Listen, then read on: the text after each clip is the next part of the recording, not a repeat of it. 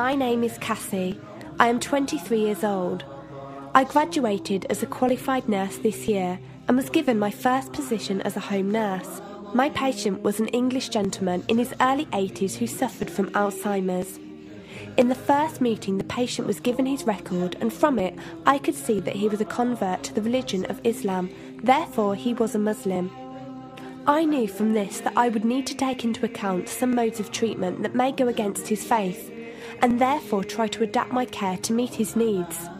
I bought in some halal meat to cook for him and ensured that there was no pork or alcohol in the premises, as I did some research which showed me that these were forbidden in Islam. My patient was in a very advanced stage of his condition, so many of my colleagues could not understand why I was going through so much effort for him.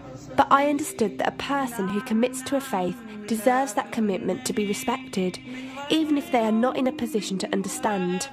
Anyway, after a few weeks with my patient, I began to notice some patterns of movement. At first, I thought it was some copied motions he'd seen someone doing, but I saw him repeat the movement at particular times: morning, afternoon, evening. The movements were to raise his hands, bow, and then put his head to the ground. I could not understand it.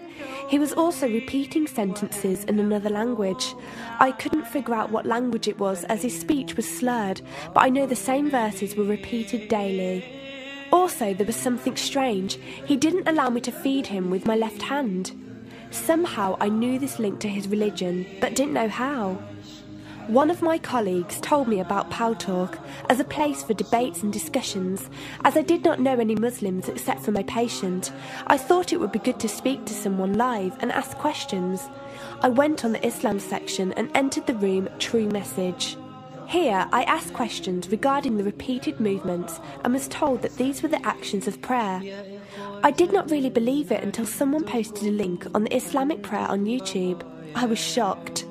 A man who has lost all memory of his children, of his occupation, and could barely eat and drink, was able to remember not only actions of prayer, but verses that were in another language. This was nothing short of incredible, and I knew that this man was devout in his faith, which made me want to learn more in order to care for him the best I could. I came into the Paltalk room as often as I could, and was given a link to read the translation of the Quran and listen to it. The chapter of the bee gave me chills, and I repeated it several times a day. I saved a recording of the Quran on my iPod and gave it to my patient to listen to. He was smiling and crying, and in reading the translation I could see why. I applied what I gained from Paltalk to care for my patient, but gradually found myself coming to the room to find answers for myself. I never really took the time to look at my life.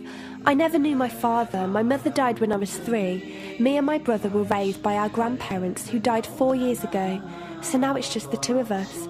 But despite all this loss, I always thought I was happy, content. It was only after spending time with my patient that I felt like I was missing something. I was missing that sense of peace and tranquility my patient, even through suffering, felt. I wanted that sense of belonging and a part of something that he felt, even with no one around him. I was given a list of mosques in my area by a lady on Paltalk and went down to visit one. I watched the prayer and could not hold back my tears. I felt drawn to the mosque every day, and the imam and his wife would give me books and tapes to welcome any questions I had. Every question I asked at the mosque and on Paltalk was answered with such clarity and depth that could do nothing but accept them. I have never practiced a faith, but always believed that there was a God. I just did not know how to worship him. One evening I came onto Paltalk, and one of the speakers on the mic addressed me. He asked me if I have any questions. I said no. He asked if I was happy with the answers I was given. I said yes. He then asked what was stopping me accepting Islam. I could not answer. I went to the mosque to watch the dawn prayer. The imam asked me the same question. I could not answer. I then went to tend to my patient. I was feeding him, and as I looked into his eyes, I just realised he was brought to me for a reason, and the only thing stopping me from accepting was fear. Not fear in the sense of something bad, but fear of accepting something good and thinking that I was not worthy like this man. That afternoon I went to the mosque and asked the imam if I could say my declaration of faith, the Shahada. There is no God except Allah. Muhammad is Allah's messenger. He helped me through it and guided me through what I needed to do next. I cannot explain the feeling I felt when I said it. It was like someone woke me up from sleep and sees everything more clearly. The feeling was overwhelming joy, clarity, and most of all, peace. The first person I told was not my brother, but my patient. I went to him, and before I even opened my mouth, he cried and smiled at me. I broke down in front of him. I owed him so much. I came home and logged onto Paltalk and repeated the Shahada for the room. They all helped me so much, and even though I had never seen a single one of them, they felt closer to me than my own brother. I did eventually call my brother to tell him, and although he wasn't happy, he supported me and said he would be there. I couldn't ask for any more. After my first week as a Muslim, my patient passed away in his sleep while I was caring for him. Inna lillahi wa inna ilayhi raji'un. He died a peaceful death, and I was the only person with him. He was like the father I never had, and he was my doorway to Islam. From the day of my Shahada to this very day, and for every day for as long as I live, I will pray that Allah shows mercy on him and grant him every good deed I perform in the tenfold. I loved him for the sake of Allah, and I pray each night to become an atom's weight of the Muslim he was. Islam is a religion with an open door.